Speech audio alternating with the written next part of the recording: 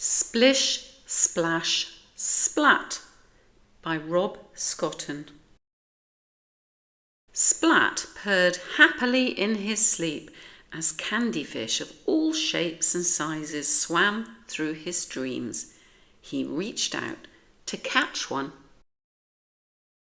When his mum threw open the curtains, "Time to get up," she called. The candyfish melted away. "Come back, little fishes," Splat sighed. "Oh, I almost forgot," said Splat's mum. "Spike's coming over for a playdate after cat school." "Spike? Spike? Spike?" spluttered Splat. "Spike will eat all the candyfish and play with my toys until they break."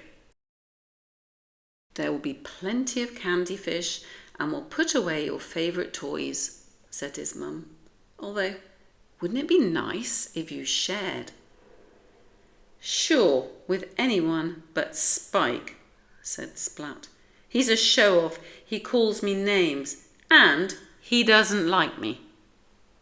"I'm sure he really likes you," said Splat's mum. "Now, get in the bath or you'll be late."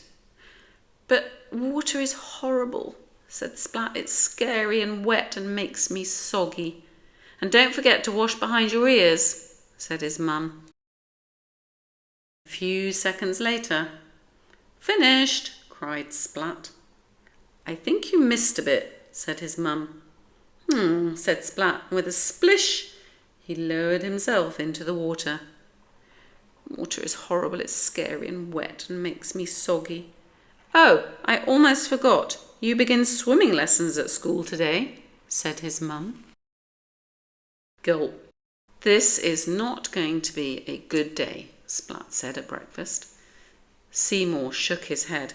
"Not a good day at all," Splat said on his way to school. Seymour shook his head. "Can this day get any worse?" Splat asked. Seymour looked through Splat's legs and nodded. "Hi, Splatty, last one to school is a loser," said Spike with a grin.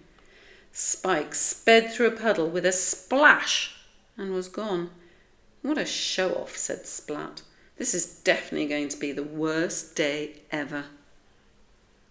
In class, Mrs. Wimpydimple made an announcement. "Today, class, we are going to learn how to swim." The class fell silent. Almost. "Hurrah!" cheered Plank. "How weird," said Splat. "Class, to the swimming pool," continued Mrs. Wimpydimple. The class lined up by the pool. "Splat forgot to put on his swimming trunks," teased Spike. Everybody laughed. "No, I haven't. They're black and furry," Splat replied. "It's time to get into the water," said Mrs. Wimpydimple. "Yippee!" cried Plank, and he jumped into the pool. "That's really weird," said Splat. "Me next!" cried Spike. Spike rushed up to the pool edge, but then he stopped and stepped back.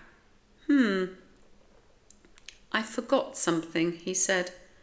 Some of the class slowly stepped into the pool. "Me next!" cried Spike again. He rushed to the pool edge, but once again he didn't get in. "I forgot something else," he said. More of the class got into the pool. Soon there were only 2 cats left by the side of the pool, Splat and Spike. "Come on in," said Mrs. Wimpydimple. "It's a lot of fun." Splat couldn't keep quiet any longer.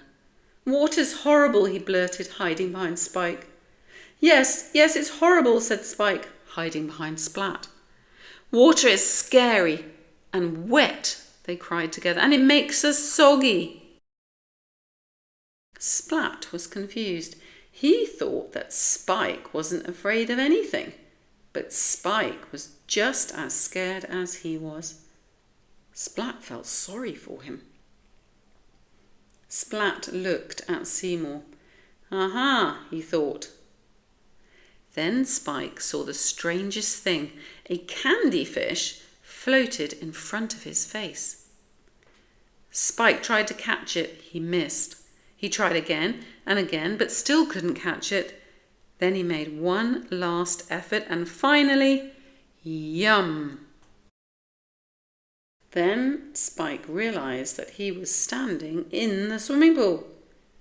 How did that happen? He wondered. It doesn't feel horrible or scary or too wet, thought Spike. Hey, Splatty, last one to the other side is a loser. If Spike can do it, so can I, thought Splat. He took a deep breath and jumped. Splat! It tickles, said Splat. Water's not horrible at all. Splat called to Spike. Last one to the other side is a loser. Later that day, Spike went over to Splat's house. He ate lots of candy fish and played with Splat's toys. But he only broke one. He also gave Splat the perfect present.